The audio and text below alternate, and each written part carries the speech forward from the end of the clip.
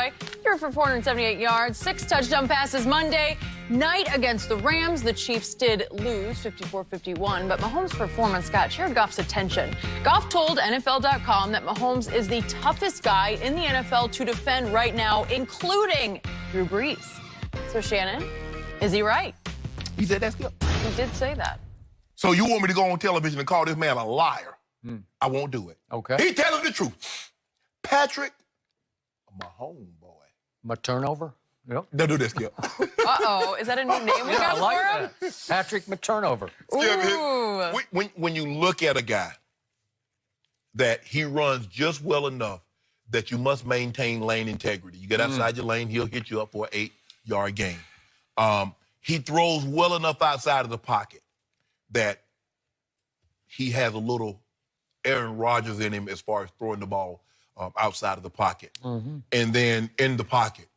I think what makes him so dangerous, Skip, is his ability to throw the ball, because we saw it in the preseason against, I think it was the Falcons, where he threw the ball about 70 yards. He did. And he dropped it out of this guy in Tyreek Hill's hand. So very few guys can do that. And normally, Skip, normally, guys that have big arms aren't very accurate. Patrick Mahomes is completing 67% of his passes. That's 10th best in the NFL. Let that sink in for a second. Brett Favre had a big arm. Brett Favre could only dream of having the accuracy this kid has. So Brett Favre could only dream of the weapons this kid has. But go ahead. I mean, Sterling Sharp wasn't no chump. Well, he got hurt, unfortunately. But he got it for 3 years and went over 300 yards, 300 catches. Yeah. He's better than his little brother. No, I don't know about all that, Skip. He was on a path. Skip, I don't know about all that. Okay, and he should be in the Hall of Fame, but unfortunately, didn't happen. He was slightly above, you know. I mean, if I could have played a couple more years, I might have got him. Yep. You have to change the way you play this young man, Skip, because of his ability to throw the ball over your head. And what makes these guys so dangerous, the Aaron Rodgers and the Cam, is their ability to escape the pocket, the ability to throw the ball on the move, and his ability to throw the ball over your head.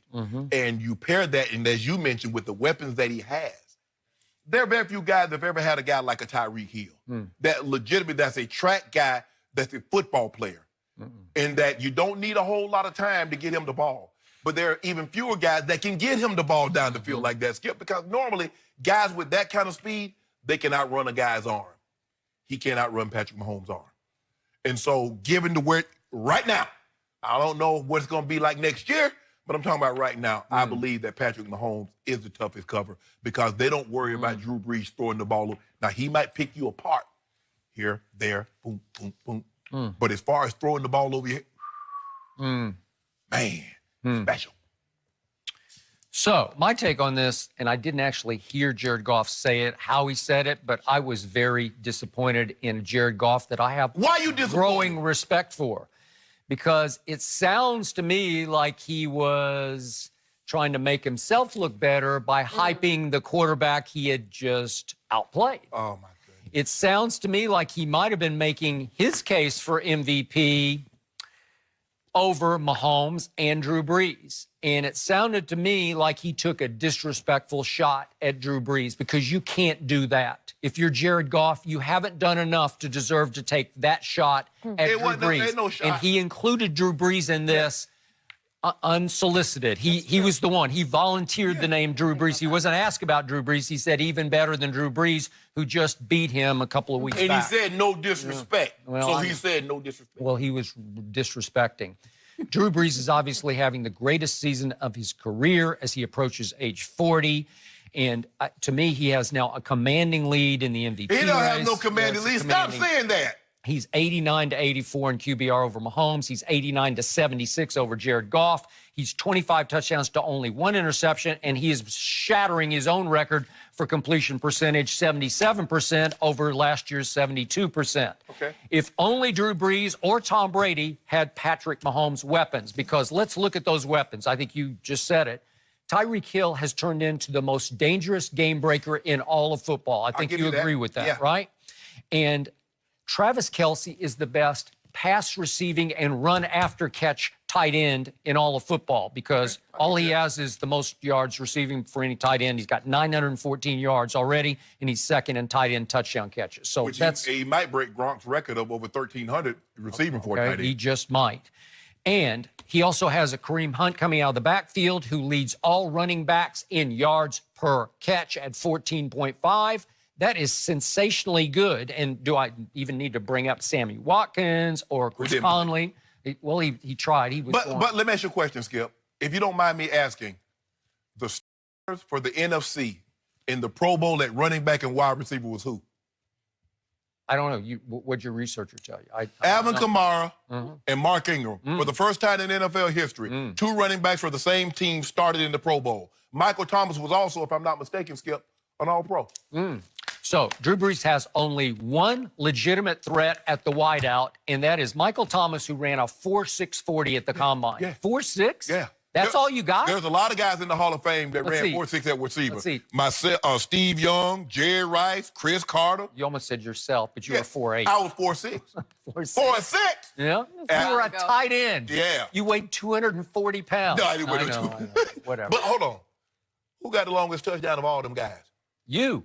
We just had to get there. We just had to get there, and that's okay. Yeah, I'm just saying. Skip. Just reminding. So, Skip, I want you to stop this narrative that Drew Brees is throwing, and there's no disrespect here, to UPS drivers. Michael Thomas is an All-Pro.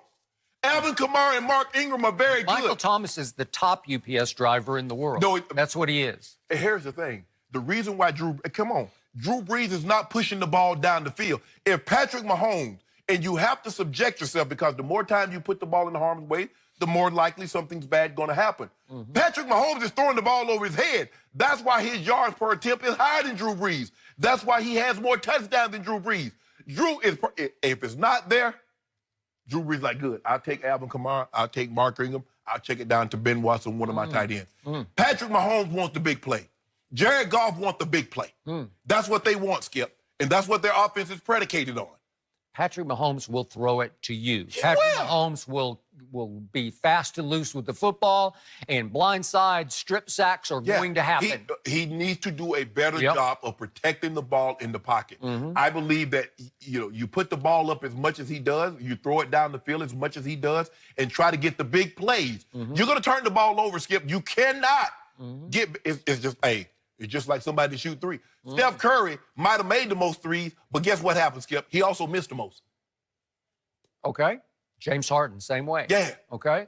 I got it. So Patrick Mahomes is a human video game. Nobody, I don't know anybody who has a better arm right now. Is it in the same class as John Elway's early arm or Brett Favre's or Dan Marino's? I don't know. Somewhere in there. It might be in the same ballpark, right? Yeah. Maybe not. I think that even offended your sense Well, I mean, I played against Brett. I didn't play with Brett, but playing with John in his prime, knowing what type of, he could throw it 70. Could throw it 70. And how many of his receivers talked about getting their webbing split, between their fingers? Well, split webbing. When I played with him, Skip, because when I first got into the league, they would only give you one pair of gloves. And I went out there in warm-ups, and, he's getting going. He's starting to feel good. And he's ripping my gloves. Yeah. And so I'm like, okay. So I ended up having to catch the ball in pregame with no gloves on. Okay, so let's not overreact to Patrick Mahomes. No. He's not the greatest thing that ever came down the pipe. Jared Goff says right now, Skip Bayless. See, you try to go I know what you try to do. You try to knock him. Because you know why he's trying to knock him? Because he ain't mentioned somebody else, number 12 up in New England. Yeah, the clutchest quarterback in the history of He wasn't talking about clutch. Well, he's saying the toughest. I'm talking about clutch because in the end, you get exposed. Are you clutch or not? He lost to Marcus Mariota. You know what? He lost to Marcus Mariota. I saw. He lost to Nick Foles. With my own eyes, I saw last Monday night, I saw Patrick Mahomes throw two awful interceptions in the last minute 30 of a tight football game. That won't fly, man. You know what? Drew Brees is clutch. He's always been very clutch. He lost to Blake Harbles. Tom Brady lost to Blake Harbles. Thanks to Bill Belichick. No, Skip. Well, come on. Seriously. Okay, Marcus Mariota. Well, it was the #1 ranked defense going in. What that got to do with Tom Brady? He has no weapons. His primary wideout is running with a piano on his back. So you trying to tell me the most clutch quarterback in NFL history can't do what he does against the #1 defense? What So You got to give him somebody to throw to. No. Somebody? You've been telling me for the Well, put him in a close game and see what he does. You've been telling me he's been throwing to these guys from Dorchester. So now, all of a sudden, when he wins, woo, Tom Brady doing it. He Those same guys from Dorchester, Jenny. That's who he's working with, the same guys from Dorchester. Tom Brady is still positioned, as we speak, to have the #1 seed in the AFC. It could happen like that. You want to put some dew on it? Not yet. I didn't think so. I got to see who's healthy. Not yet. Can Gronk play? Whoa. We're going to talk about that in just a minute. You told Can me. Gronk play? You told me he won the Super Bowl against the Falcons without Gronk. Well, he did. Okay. Yeah. So why he need Gronk now? But he had Amendola, and he had a healthy Edelman and Hogan. They went to the Super Bowl last year without Edelman. They did. Tribute to Tom Brady. And he won. Oh, see. Now we're gonna tribute Tom Brady for doing all that stuff without him, and now those guys from Dorchester. You should go ahead and keep talking. Get it all out of your system because he's coming for you right now. You good, Shannon? Yep. He better Tom worry Brady, about Big he's Ben. got you in his sight. Oh, you talking real big? He got to play the Jets this week. Really? We're going to talk more about Gronk, like you brought up. But first, we're going to go back to the NBA because there has been drama surrounding Kevin Durant this season. Is there a chance he could actually stay with the Warriors? We'll discuss that with Chris Broussard next.